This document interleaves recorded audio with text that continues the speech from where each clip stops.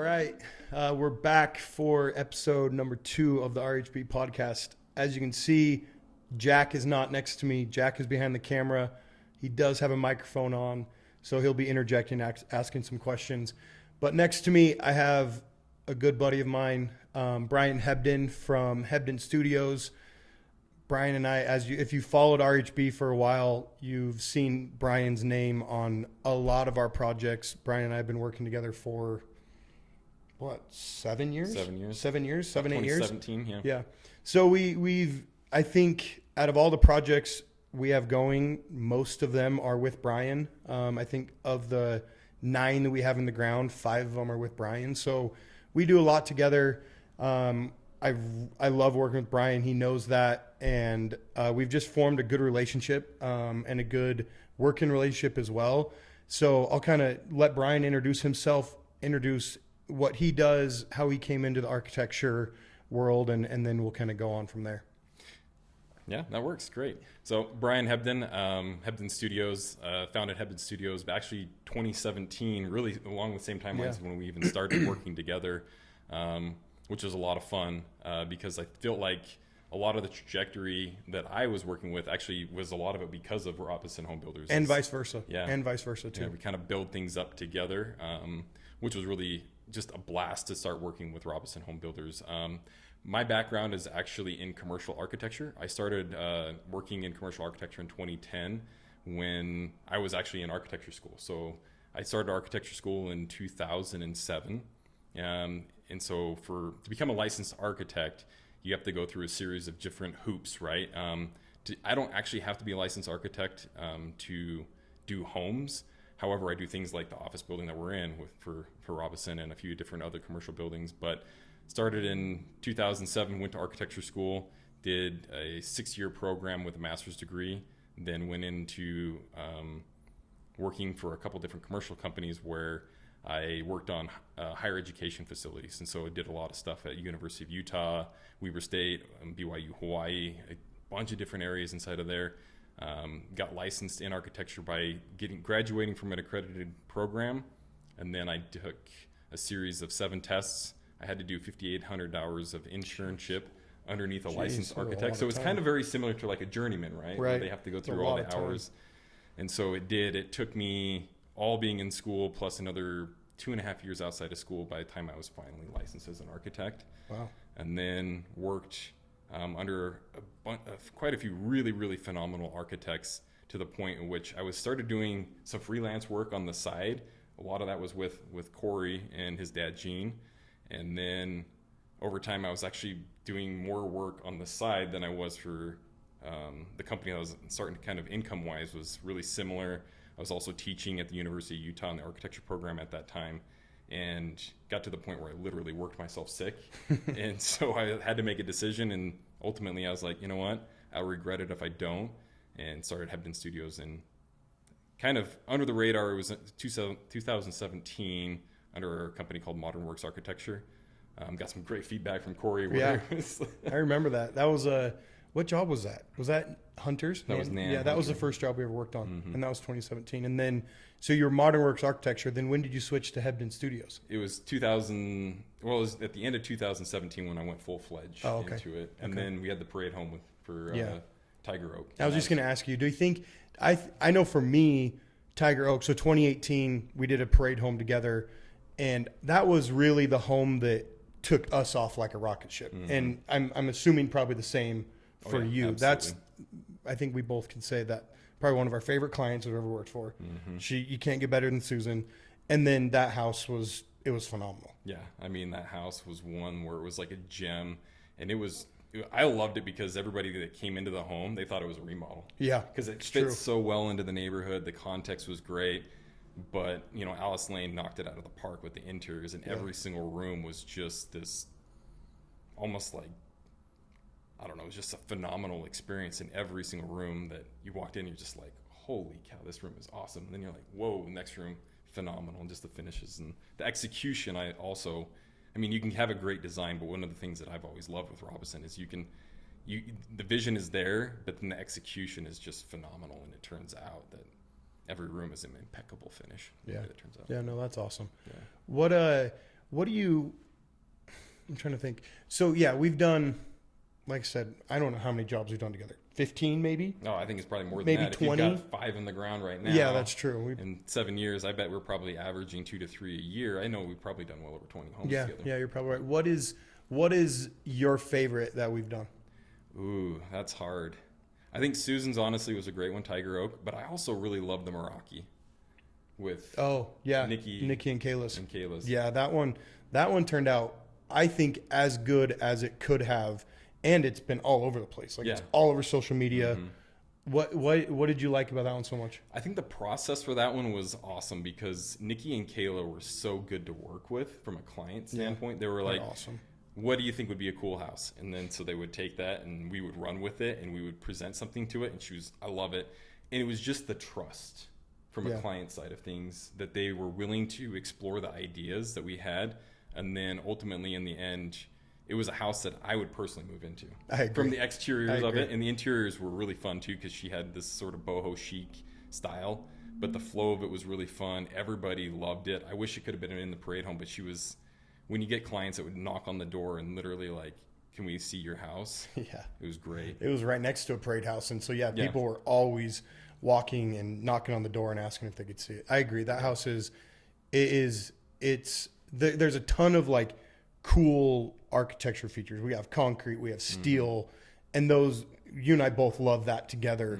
So I love that. I think one thing that I love that I think we've kind of created is I've seen it a couple times on social media, people like commenting like, oh, I love how you guys can kind of do any style.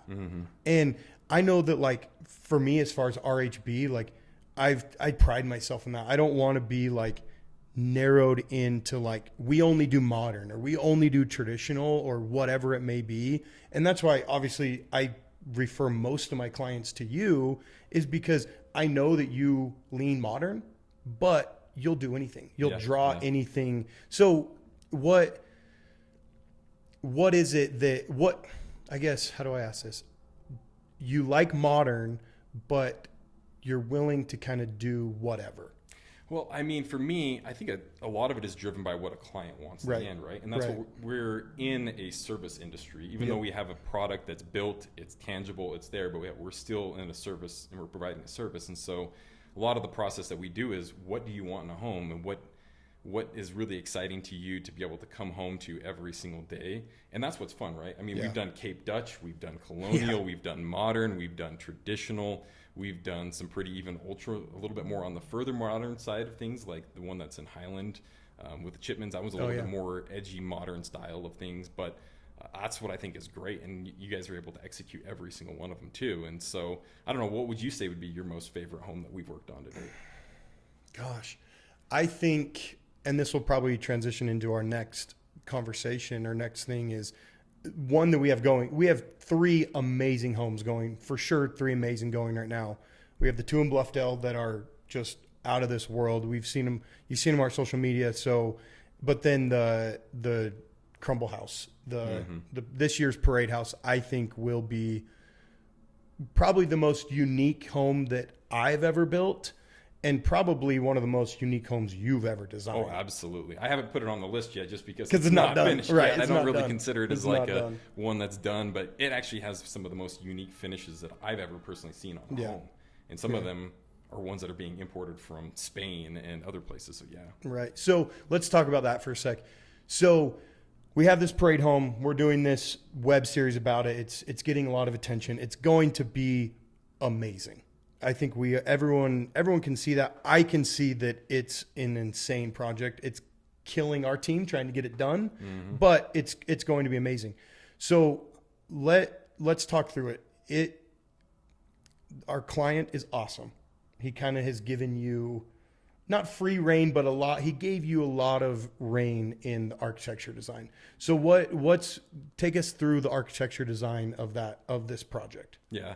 And really it's twofold, right? Yeah. Because I mean, there's the first one, which was a remodel. Right. And then there's the second one, which is an entirely new build, which, I mean, it's a wellness center, for lack of better words, right?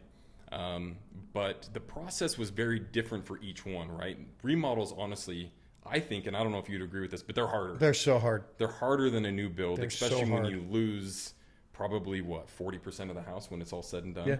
I mean, we ripped off roofs, we ripped out walls, we stripped the whole entire thing down to the studs. But process wise, it's a lot different than a new build, because for remodels for us, when it's that extensive, we require a full on 3D scan. Right. And so we had a company that came in and did a scan. They scanned the entire thing, and then they provide us with a 3-dimensional model. Oh, I didn't know that. Yeah. So they go in, and is it kind of like a Matterport walkthrough? I mean, it's Matterport on steroids. Really? So this company is called, oh man, why am I drawing a blank even on the name of it? So the company that comes in, they come in, they have a chest harness. Okay. And then they have a hat. And they look ridiculous because they look like a Google streetcar. And they're walking around the house, so they scan it, but what it does is it's a LiDAR scan. So the accuracy is within, an inch or so, because we didn't have record drawings. We had some, but it was not enough. And they're old. And they were super really old. And there was weird, goofy things like you'd open cabinets and there was a roof behind the cabinet. We didn't even know what in that loft. So there were some weird things that were going on inside of it. And the end result from a drawing to a build is different. Right. There's things that change along the way, and they have to, because it's a process that adapts a little bit as we go. But they walk in and they scan it, and then they do a drone flyover. And so we get this full 3-dimensional model in the end, and we use a software that's called Revit. And so that allows for us to then, as you remember back on the drawings, right, we'll show what's existing, what's going to be demoed, and then we're going to show what's going to be new. So does this walkthrough, does it give you like a 3-dimensional scan? And then you can turn that 3-dimensional scan into a floor plan? Is that how that works? Yeah, so they take the 3-dimensional scan, and it literally is a Matterport, and so they can go through it all, but then it creates a point cloud. And so the point cloud comes into the software. It's basically just garbled information that you can basically kind of pick information, and you pull the lines, and you even get to the point where you see the walls aren't built straight. And so some of them are off. I didn't know that. From one end to the other, off by like maybe an inch from one end to the other, and so things aren't completely straight. So we kind of have to do a little bit of justification on our end to figure things out. But then it comes in and it's 3D. So those 3D views that you're seeing, that's why I can see what it would look like in the end to the beginning, because we developed an entire 3-dimensional model based off of that. Oh, cool. I had no idea you guys And did I that. actually need to create documentation. I'm in the process of creating what that documentation looks like. But then we take that, work it through to the drawings, and then give the deliverables. And that's why we were able to show the visuals and the 3Ds and the renderings, and then the existing drawings of what it looked like to what it would be. So cool. Yeah, so that is something that we work with Ty Pfeiffer on, and he scans it for us, and it ends up becoming just a really, really useful project, a very useful thing in the end for us. Otherwise, we have to go in, laser tape measure, do it all, and it's just not going to be nearly as accurate. And that's where I think some of it helps out in the end. It's not a cheap process. It costs the client about $6,000 in the end. And honestly, on this one, because it was a cost that I knew that was going to be kind of harder up front to pitch and to sell, and it was a newer thing for us, that I just incurred the cost on my end. Oh, okay. So it was somewhere between $5,000 to $6,000. Incurred that cost just because I wanted an accurate thing. Yeah, you needed it and to I was do gonna your be job doing correctly. it no matter what. Yeah. And I probably would have spent, 2 or 3 days measuring with 2 team members, 3 team members measuring the entire house, and the accuracy just wouldn't have been as good. Cool. And that's one of the things that we did for it. So this is a question that I get asked a lot on this project, and I know you and I have talked about 100 times. Why do you think Sawyer decided to do this remodel instead of just tear it down and start over? Because we both talked about it. Like, it would have been much easier to tear it down and start over. But, we decided, or Sawyer, our client, decided to keep it as a remodel, and, which is kind of confines you as the architect to certain parameters. So why do you think he decided to keep it as a remodel? I think it's a number of things. One, initially, I think some people think that a remodel is going to be more affordable. Yeah. And so they were like, okay, the walls are already there. Why do it? And 2, because you and I had conversations early on with him and saying, hey, it's probably going to be cheaper to tear it down, but he was apprehensive to it.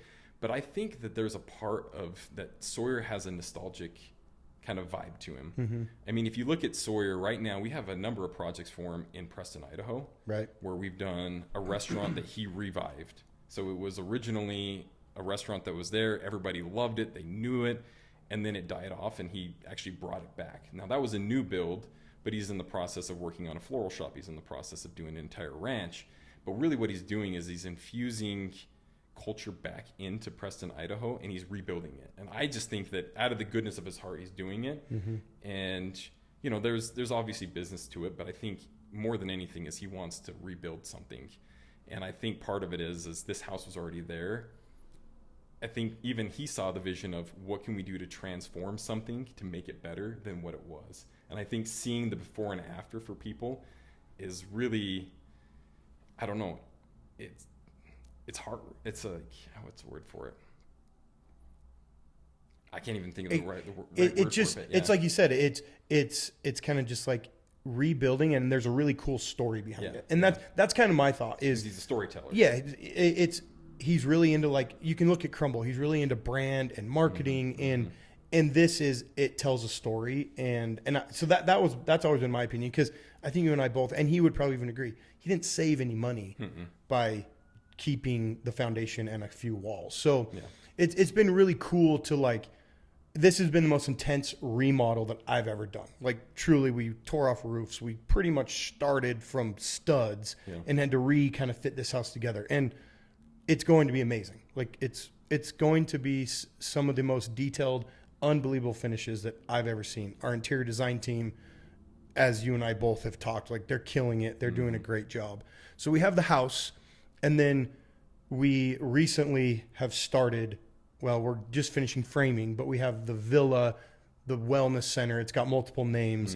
So what's the thought behind the second building, the villa? Yeah. So there was a lot of things that couldn't be into it. So initially, Sawyer told me that he didn't think that this was going to be a forever home for him because the lot was so small. So we were trying to fit in a pool house. We were trying to fit in a pool. We were trying to fit in so much stuff into the backyard, even like the sauna. He's traveled the world. He's seen a lot of things, and he's experienced a lot of things. And so he's trying to infuse some of those things into it. But I mean, it was on this teeny tiny little lot. Yeah, we were like 3/4 of an acre, if that even. I don't think it was that. It was tiny, but from the back of the house to the fence line, I think it was only like 32 feet. Yeah, it's not very deep. So it was really small, and I don't think he saw it as a forever home. But then when the lot next door became available, I think that changed everything for him. You know, we started with a smaller footprint of a pool house. So it was an exercise room, and then it was just a living room with it, and then the pool was there. But then he was like, well, I want a sports court now, and then I want to have a bigger gym, and then I want this greenhouse. And he kept sending me all these images of different things that he really wanted to do, and then ultimately he was like, he just let me go. He was just like, go for it, Brian. That's so and awesome. So it just kind of began to grow, and I would present something to him. He's like, it just feels like it needs something else. And so he would tell me about it, and then I would start to add it on, and so it became this small little nucleus to ultimately this incredible space that I think he's never going to have to go to really a gym again, right? Because it's there. He can bring friends over and hang out and enjoy it. And it's become kind of a villa because it has really become a little bit better and better and better every time somebody touches it, right? Yeah. So we designed the outside of it, the floor plans and everything, and then Jackie and her team over Interior Concepts just took that to the next level. Yeah, just took it out of the park. And then our landscape architect, Loft 64, just took it's that next and just level. Isn't that? blew it up. I look at that landscape plan, and I'm like, oh my gosh, like this is insane. And how the heck am I going to do this through the winter and in the next 5 months? Yeah, and the pool itself is never even going to be able to be winterized because it just has all these terraces, and I think he had this idea of pools in Santorini, right, over in Greece, and so it was just. It looks like the pool literally looks like it's in a resort in Cabo. Yeah, it's unbelievable. I think the house, the villa, the structures are awesome, but like this landscape is so out of this world that I can't even put into words like what it's going to be. And this pool, I think will be one of one in the state of Utah. I don't think there'll be another one like it. No, that I've seen at least. Yeah, it's going to be. This project, for those of you watching, it will be worth your time to see in the Utah Valley Parade Homes. Like, I'm very much looking forward to showcasing this. Obviously, Brian has killed it in the design and the architecture. My team now just has to implement all this stuff, and we have a very short amount of time to do it. But it's crazy. Like, I just came from the project, and there's literally probably 50 cars in front of this project right now. Which I'm sure the neighborhood's just absolutely loving. The neighborhood wants to kill us, but we're sweeping the street and we're parking on neighbors' yard. It's craziness, but it's working out and it's going to be fun. So that's a cool project that we have going. Jack, I know you had a couple questions. I'm running out of questions over here. I need you to help me out. You've done such a good job. You've done such a good job. But before we jump into that, if I can, maybe do a plug for Please. Really, honestly, when it comes time for the parade, you really need to not just show up and think that you're going to spend, walking in and out of a house. Most people maybe spend 10, 15 minutes in a home because they walk through it pretty quick. Depending how big it is. Really, you need to plan for a good chunk of time because there's a remodel that we've got to walk through, and that's 9,000 square feet. Yep. Then there's gardens that you want to walk through between the two homes that hopefully will be grown enough that you can really... The plants might have been planted the day before the parade starts, but they'll look good. The boxwoods won't be quite grown in yet and manicured and beautified, but you'll be able to journey. So you'll go from one home through this really, really beautiful landscape to be able to walk through to then go into the villa that you really do. You want to spend some time, and I'd really encourage people just to come. Cool. I'm excited. Really take 30 minutes out at minimum to be able to walk through this. So really plan it out. Yeah, I'm excited. And know that it's going to be a lot of people there because there's been times that I remember Tiger Oak people knocking on the door before it was even time to or there were people who came back 4 or 5 times just to because they couldn't get it all. So this will be a home very similar to Tiger Oak, I think. So I had to just put that plug in. Yeah, thanks for the plug. No, I completely agree with you. And just staying on this parade home that we're doing, actually, I want to talk about the style that you went for. So we know it's a remodel, but what is the finished product going to look like? And then how have you made the 2 different buildings that serve 2 different purposes look cohesive and together, even though they are separate? What can people look forward to seeing? Yeah, so the style part of it goes back to the whole point of it was a remodel initially. So we were working with some of the existing roof lines, we're working with some of the existing shapes. It had some bay windows that we ended up ripping off. It was very indicative of an early 2000s home, right? I think it was 2006 when it was built originally, maybe earlier. Maybe 2006 or 2001, somewhere around in there. And initially it came out and Sawyer was like, I really want something that's really moody and expressive. And so I went to town just researching materials, looking for things. The HOA had requirements for 70% stone and 30% something else, right? Mm-hmm. Either siding or stucco or something else. But they did have this line drawn in the sand that was 70%. And so I was trying to find something that was black because he really wanted black and something moody. And I remembered a while back looking and researching into this product called Kupaclad. Yep. And I've always wanted to use it, but I just knew that the price point was probably going to be a little bit outside of it. But when I presented it to Sawyer, it hadn't really been ever used. I think there's maybe one home in Park City that has actually had it. I think that's what the rep told me. There's one in the state that has it besides ours now. There's one in the state from a home, and then there's one building up in Cache Valley that's on a library that has it. And so it was just really unique. And I went to Sawyer and I was like, Sawyer, this is something that is really out there, a little bit different. And it's as unique as you are, where it's creative, it's innovative, and it's fresh. So it's something new. And he saw it, he held it, looked at it, and he loved it. Yeah. And so we went with it. And so that drove some of the other design side. You go back to the podcast, you learned that, or the videos, you learned that there used to be wood on the house, tore that off because it was a different aesthetic than what he wanted. I think it was a little too modern. Mm-hmm. And originally it was going to be a very modern build. And then some of the interior finishes evolved and changed to being a little bit more on this cottage side of things.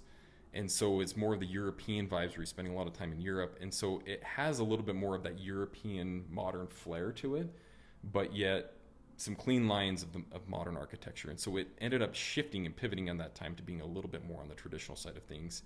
And so just to distinguish between the house and the villa, there's a little bit more actual stone on the villa. Yeah, so that's a ton of stone on that building. Yeah. And so that's where we were trying to distinguish the difference between the two of them, as well as there's going to be a slightly different way in that the Kupaclad is going to be laid up. So it's going to be more in a random lay as opposed to a very sort of what they call the Logic 101. This one's going to be more in a random base where it's going to have some thinner pieces to it that will be laid up slightly different. And so more stone on the villa, but we're trying to keep the two of them similar in language, but there will also be a couple of more flat roofs that are introduced as well into the villa as well. So that's kind of the way of just keeping them slightly different. Yeah, I think we had Jackie and Allison from Interior Concepts on our episode 4 of our web series about this, and Jackie kind of said it perfectly. Like, we're trying to mix a modern and like European cottage style, and like you typically don't see those two together. And so I know that the design team, interior design team, it's not struggled, but it's been a challenge. And I'm sure as you were designing as well, like it's a challenge to, you know, take a modern project and a European cottage and kind of blend them. But obviously I'm biased, but I think we did a killer job. Like, you're right. The villa is going to have some more flat roofs, so that's a little bit more modern flair. But this stone that they picked just really brings that like cottagey, you know, European vibe. Yeah. Well, and I think at times when we get challenged is when we actually find the best innovation. I agree totally. Because when we get pushed, we have to think outside of the normal sphere of things. And I honestly think them being pushed by the modern and me being pushed by the traditional actually created a better product in the end, right? You're right. Where you would normally, I'm not saying that we deviated from anything, because when you go to Europe, there is a lot of really, really beautiful new architecture that's coming out that is a little bit more on the edgier side of things. And that's where some of that modernism is coming from. And I don't even know if modern is necessarily the term for it, but it definitely is a little bit more on that contemporary modern side. But I think it's pushed all of us to the next level. And it's made us think of new materials. It's made us think of new ways and innovative thought process that otherwise we would have just been more in sort of the status quo of everything. And I think that's one of my like favorite things that I feel like we have going is that, like, when you see a home that we've done together, it's not like your typical just like cookie cutter Utah home. Like, I love you think outside the box. We're able to kind of like take what you do and implement it and create and take your vision and make it real life. So I love, that's been like one of my favorite things about our relationship is that, like, I don't like building a cookie cutter home. It's not fun. It's just interesting. It's not unique. I love building fun things that challenge us and challenge everyone to, again, think outside the box and create a unique product that really hasn't been done before. Yeah, absolutely. I have a question, and then I think this could be the last talking point, and then Kory, just take us home, do an outro. But my question for you is, you guys have a relationship that lots of people replicate. There's lots of builders, lots of designers. You guys have worked together successfully for 7 years and keep coming back to each other because it's so good. What are some like bits of gold, some advice or that you can share, or what are some things that you guys have worked out as a key to a successful relationship between architect and builder? And why do you think that you guys have such a great working relationship? I think, from my side, I think the best way for, I think, a builder and architect to have a good relationship is you give me a set of plans, and you mentioned it earlier. It's like, your set of plans is great, but sometimes it doesn't work out perfect out in the field. And so I think there's a lot of times where architects don't like things being changed, or if they don't like things being changed, or if things get changed, at least have a conversation about it. You show up to a job site and you're like, whoa, what the heck? Like, my plans didn't show that. Like, what the crap? I've made it a point, at least I've tried, at least in the early stages of our relationship together, is always calling you about things. I feel like now we've worked together long enough, I kind of know what you're going to say. Like, if I call you, hey, I have a question about this fascia or this detail, I can kind of read your brain and know what you're going to want. But there's some things like today, I need to take you down to the parade house because there's a couple things that aren't coming together on the villa. And instead of me just shooting from the hip and trying to figure it out, I want to involve you so that when you show up, you're like, yeah, that's exactly how I envisioned it, or let's make it look this way. Let's change it here on site. Yeah. I think that's really similar to even what I was going to get into as well. But what I think honestly works a lot is the team. I see Robinson Home Builders as part of the design team as well, right? So we're there from day one, execution, and we send clients to you, you send clients to us, and it works both ways. And I think it's a symbiotic relationship where you're in the meetings in the beginning, right? Yep. And you're hearing things, and it helps Yep. us to keep on track and on budget. Or, hey, have you considered this and looked at this? And I think that's part of the relationship that works out so well. Is I do trust Robinson Home Builders, right? And if I know that there's something that has to be changed, I feel confident that it's going to get done right. And so, and I was even just thinking back on even on the villa, right? We had to change the trusses inside of the exercise room. Yep. Yep. And that was one where we had to lower the windows, but I was out there on site right when we got back from doing a visit to Columbia to go check out window research. And I mean, we're doing stuff where we're trying to do research, and I think that's what makes it collaborative. And neither one of us is kind of that egotistical, like, I'm the builder, I know everything that's right, and I'm the architect, you got to do what I say, and it's got to look exactly like this. I think we both know that design is fluid, and design works best when everybody's heads come together and they collaborate. Otherwise, you're just going to be button heads and nothing ever works out right. Yeah, no, I agree. Yeah, and like I said earlier, I've loved getting to know you as a friend. Like, we have a relationship outside of working together, and that's been fun for me. But also, I love building your homes, and it's been good for my team to kind of stretch our wings a little bit, taking your designs and implementing them, because it's obviously not just me. So yeah, I appreciate you. All you do for us, all you do for RHB, and it's been so fun for me since 2017 to kind of watch us both kind of like take off and be like, holy crap, like, how are we going to do this? But it's been a blast getting to know you and all you do for RHB. So thanks for coming on. Yeah, absolutely. Thanks for having me. It's been great to, honestly, one of our first referrals is always going to be Robinson Home Builders, unless it's outside of the state of Utah. Right. And I can't get you to go outside of the state of Utah for some reason, unless there's that one project in Hawaii that you wanted to build, right? But no, I think the relationship's been great. And I always credit a lot of just the start to Hebdon Studios because of Robinson Home Builders, right? We started with this sweet lady named Nan Hunter. She was awesome, loved her. And from there, it just continues. Each project just gets a little better and better and better and get cooler and cooler, and really unique projects all across the boards. And that's not to say that we don't do projects that aren't a little bit more on the simpler side of things, right? Like, everybody gets this notion, well, you only do multi-million-dollar homes. Yeah. No, and that's not the case, because we've done projects, all sorts of different stuff, all different avenues and all different locations. And so it's been a ride, and it's been a fun one. Yeah, it's just going to keep going. Yeah, here we go. Thanks, Brian. Yeah, thank you.